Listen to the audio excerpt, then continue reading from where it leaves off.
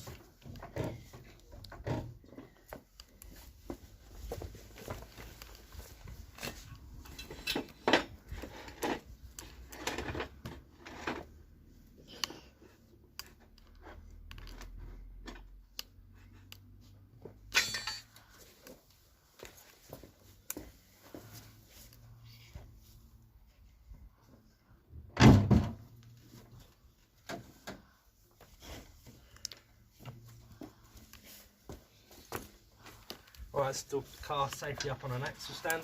Let's get the wheel off.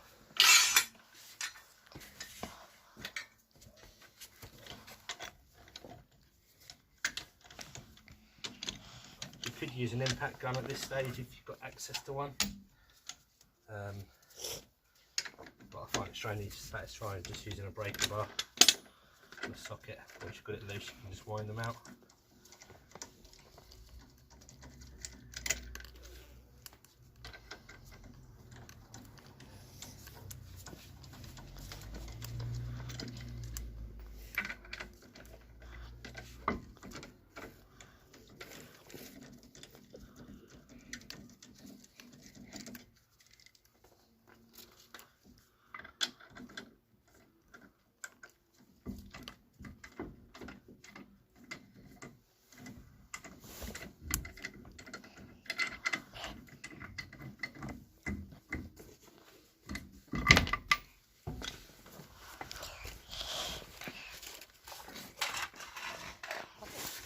I tend to put the wheel under the car for a bit of extra safety. Now, the way these are fitted to the car, there's a pinch bolt where the shock goes into the hub, which I think is a 17 or a 19, and then you've got a top mount plate, and same again, a bolt on the top. So I'll pop the bonnet first.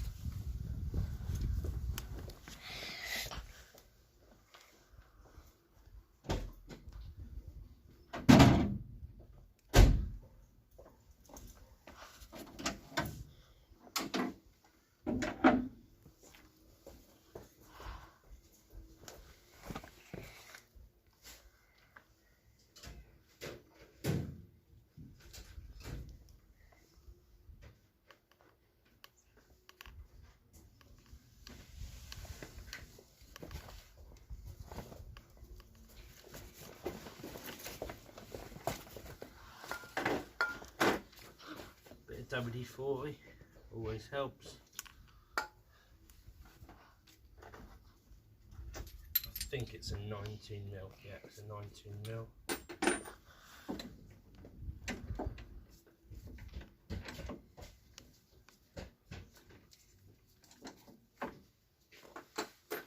Start with a shallow socket or a ring spanner. Doesn't look like this stuff's been off it anytime soon. just a normal 3/8 drive ratchet. I could probably go with something a bit more heavier weight, but this is a new Halford's Advanced set that I'm keen to try.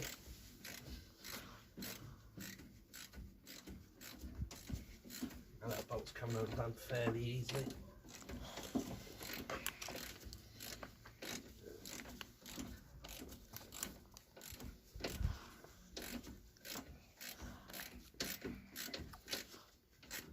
Right.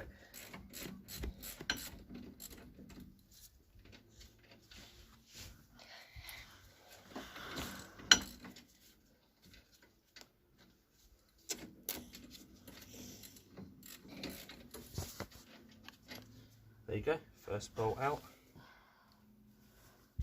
And that looks a little bit like someone's whacked that in the past. I don't know if you can see that in the camera. But the majority of the thread's good, so it should still be safe.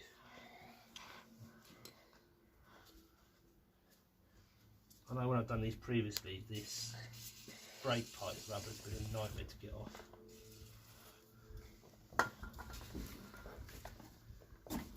That one come off very easily. Result. On the top there's a little plastic cover.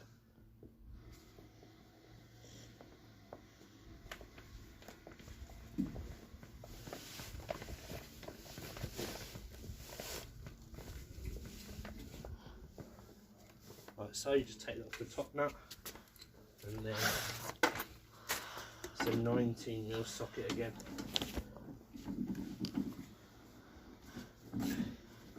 There's a top plate.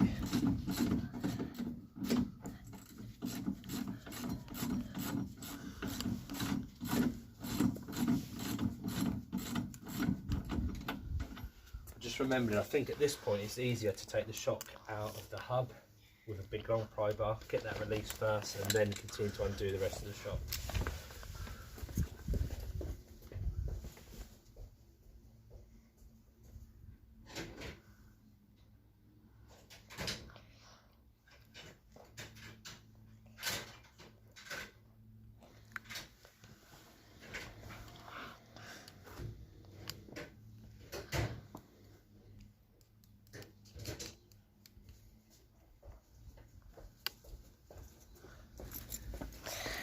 So best to start with a long pry bar and a bit of gentle persuasion with a copper hammer.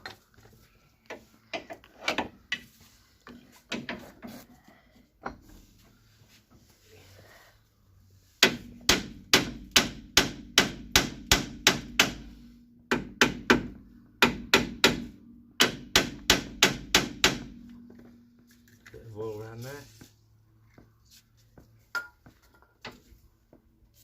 To be fair, I probably need a stronger bar. If I had a bigger bar, I could probably just step on it.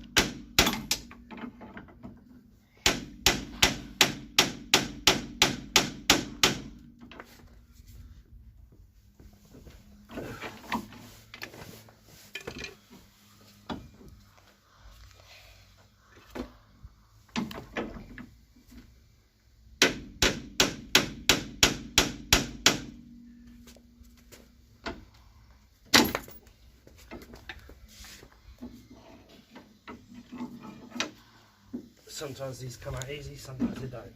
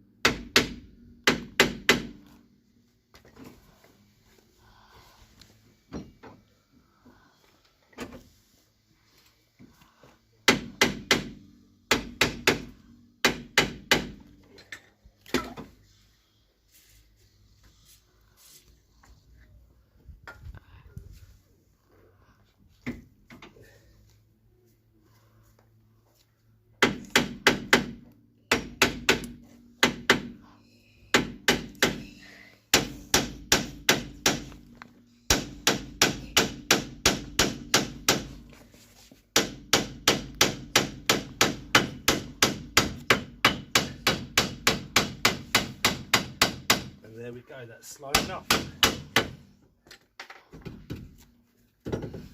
Bit more hammering than I would have liked, but it's a copper faced hammer, so it won't do any damage to the hub.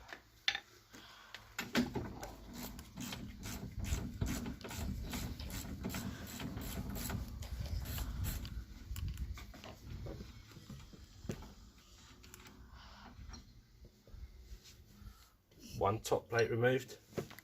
That was that nut I was talking about. And one extremely dirty and old looking shock.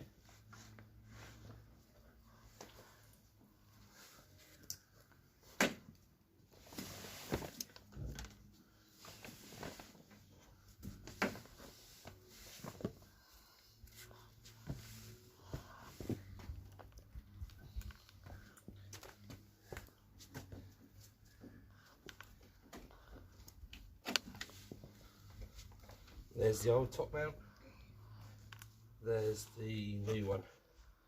I think you can see why it makes the car sit a bit lower.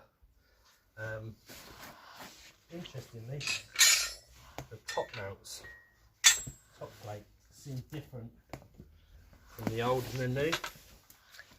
And I think early Mark III's have a different setup. I think this is on the later one. So this, I understand why that's different. I think that kind of makes up the same setup, because that sits on there quite nicely and that also sits on there quite nicely. So I think we'll press on and see how it fits up.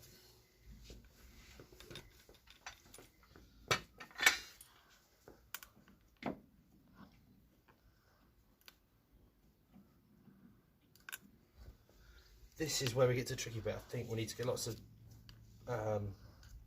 fair liquid on there and try and persuade that into the strut top. If you want to join me after a short break, and we'll see how I got on with that.